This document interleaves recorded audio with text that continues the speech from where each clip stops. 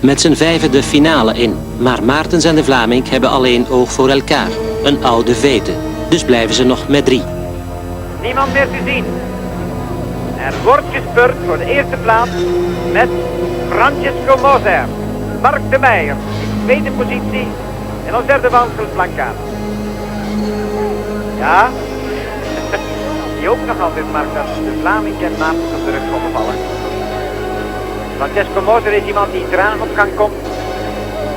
Wel Blankaart.